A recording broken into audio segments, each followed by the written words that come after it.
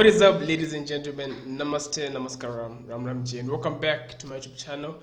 I'm gonna check out the 4 great ideas from Hinduism. So I'm hoping this is going to be awesome. Get something new, you learn something new. Even if you are not a Hindu, it's just amazing and just great to get what this religion, talks about or is all about. Let's dive into the video. I will give my thoughts at the end of the video, so you can jump there if you want. Oh yeah, so let's go with it. Let's go. Hopefully this is going to be amazing. Even if we have no interest at all in becoming a Hindu, Hinduism offers us at least 4 fascinating ideas. 1. Look forward to death. Hinduism is hugely radical in suggesting that there is nothing especially noble or interesting about being alive. Once we look at matters dispassionately, a lot of what we have to go through is misery and suffering.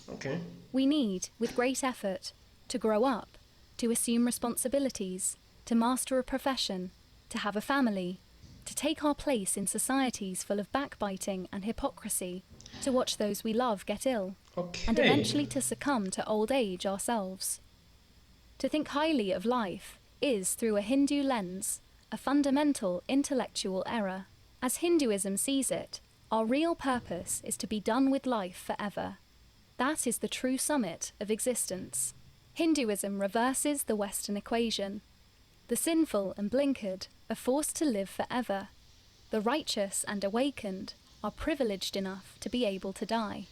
If we are not careful, if we do not show sufficient mercy and imagination towards others, we may well, Hinduism suggests, be subjected to the ultimate punishment. We will have to carry on into eternity. The symbol of this ghastly ongoingness is the 8-spoked wheel of samsara, which evokes the pitiless and unceasing nature of life, to which we are committed unless we take a disciplined series of averting actions, which together comprise the central components of Hindu ethics. Hinduism does not suggest that we will carry on forever in our own bodies. According to the process of samsara, we are reborn into a succession of different outward envelopes, as each example is eroded away and disintegrated by time. Because samsara is at work across the whole animal kingdom, we might find our enduring soul, Atman, transmigrates at our death into the body of a woodlouse, a pelican, or a house spider, though we might also be reborn as a pediatric nurse or the president. What determines the quality of the migration is the degree of karma or virtue that we have accrued in our lives. So that's among the many reasons why we might have to be kind to others is an awareness that unkindness might wind us up having to suffer a cycle or two of life, as a cockroach or a naked mole rat. The suspicion that life is constantly painful and anxious is one that we largely have to bear in a very lonely way in the philosophies of the West. In those of the East, pessimism is ennobled and takes center stage. We are permitted to feel weary and amply dissatisfied. We have, without quite knowing it, been alive since the start of creation, and it is untenably exhausting and frustrating. The trick, and the true prize, will be to be good and wise enough to learn to die once and for all. 2. Rejoin cosmic totality. For Hindus, the way to step off the treadmill of eternal existence is to realize that despite many appearances to the contrary, however paradoxical or absurd the idea might sound, we and the universe are in truth one. From the earliest age, we tend to assume the very opposite. It seems self-evident that we are one kind of thing, and the tree over there, the relative over here, the clouds in the sky, the monkey on the parapet, and the river winding its way to the sea belong to quite different categories. Yet Hinduism insists that our belief in difference belongs ultimately to a realm of Maya, or illusion. If we look more deeply into the nature of things, we stand to discover the remarkable unity of all elements. Unlike what appearances imply, everything we can see and experience around us belongs to the same life force. This is complex. The leaves unfurling on the tree, the child learning to read, the earthworm digging its tunnels, the lava bubbling from the earth, all belong to a single unitary power, which only egoistic prejudice has hitherto prevented us from acknowledging as one. Most of our pain, Hinduism argues, arises from an overeager attachment to the difference between ourselves and the rest of the world. Point. We pay inordinate attention to who has slightly more money or respect than we do. Right. We are constantly humiliated by people and events that don't seem to honor our sense of uniqueness. But in a process known as moksha, or liberation, we can throw off the veil of illusion that works to separate us from the universe and can start to identify with cosmic totality. It no longer matters exactly where we end and others begin. Everything belongs to the same whole that we have mistakenly and unnecessarily carved up into parts. There is a little less reason to grasp, to be puffed up, to be proud, or to become embittered. We can survey the course of our lives and of our societies with calm indifference. We can cease to identify happiness with the working out of our will upon the world, and can take in with compassion and serenity whatever destiny throws our way.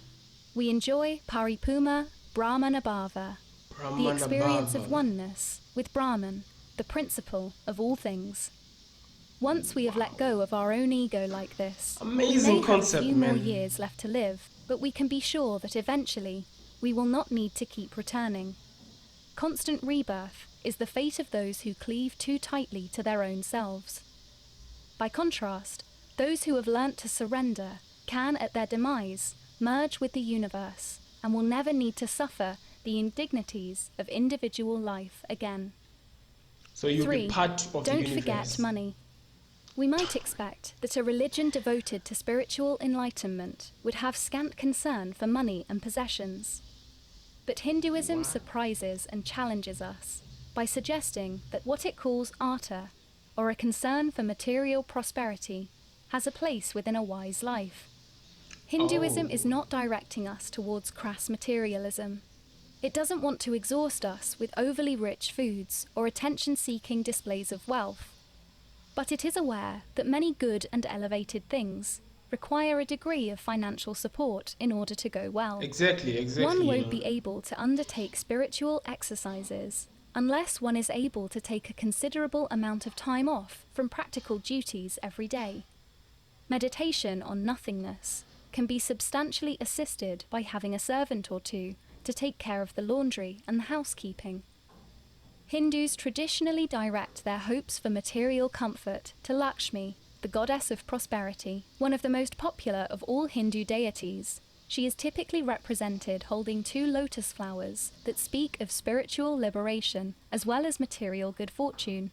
She is usually accompanied by at least 1 elephant, a symbol of power and strength, and a swan, an animal that is at home both in the air and in the water, and thereby speaks of an ability to combine competence in the material and spiritual realms. Lakshmi understands, and would never condemn, one's appetite for a better house or a more high-paying job. Her role isn't to make us feel guilty about wanting more wealth. It is to remind us that the true point of money is, in the end, to enable us to forget about money. 4. Don't turn against sex. We have come to expect very little in the way of encouragement or sympathy in relation to sex from religions. At best, a blind eye. At worst, a constant hounding and reminder of the evils of the flesh. But Hinduism surprises us.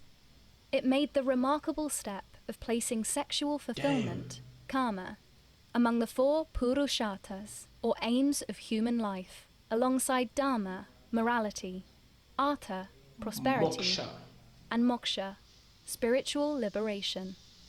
Hinduism's respect for sex was rooted in a particular understanding of what lies behind our erotic feelings. These do not stem, as has so often been alleged, from a base animal impulse. It definitely looks like she's running away from him. They are a means by which we can sense the unity of the universe. Normally, we live beneath a veil of illusion, which persuades us of the separateness of all things, bodies included. But our sexual desires push us to break down the barriers between ourselves and others. They do. We might colloquially say that we are turned on, but through a Hindu lens, at the core of our excitement is the sense that we are breaking down the illusion of separateness and taking a small but important step towards oneness with what we can, without exaggeration, following the religion, term the universe. Wow. Oh wow, that was really amazing. That was just spot on. That was crazy. I won't lie, man. The first one where they talked about look forward to death. That was really shocking because obviously, if you're here, you're like, if you're on Earth and if you're living, you're like you are not looking forward to death. You might be okay because it's still gonna come, but I'm not looking forward, to death and all that. I'm like, I'm just trying to live my life the best way possible, enjoy it, and see where I can go. But I'm not looking forward for death. So it is quite amazing that they, and the way they see it, the angle that they use is like, if you look at all the problems that we are facing down here, man, day by day, we have found ways to be okay with them, to live with the problems and the issues that we have. But that's why they look forward to death, because down here it's just chaos, man. It's chaos. There is always a problem, and it's too much. It's too much. So I understand that. I understand that part, and I see where they are coming from. And cosmic totality, be one with the cosmic totality, and I agree with that in a way. Everything is connected. Everything is connected. In a way, maybe the way we see it might be different, but I don't know about this reincarnation that they talked about. Like, you continue just coming back until you are one with the whole universe, with your surroundings and with everything. You have to reach that cosmic totality. That's totality. I feel like it's hard. If there's anyone that has reached that, please tell me in the comment section. I feel like it can be really hard, man. Don't forget about money. Well, I mean, I can't say anything there. Everybody loves money. I love money, and we are working to get that. Don't turn against sex. Yeah, I mean, some religions, they block it, like their teachings around it somehow hidden, and I think maybe Hinduism tries to teach.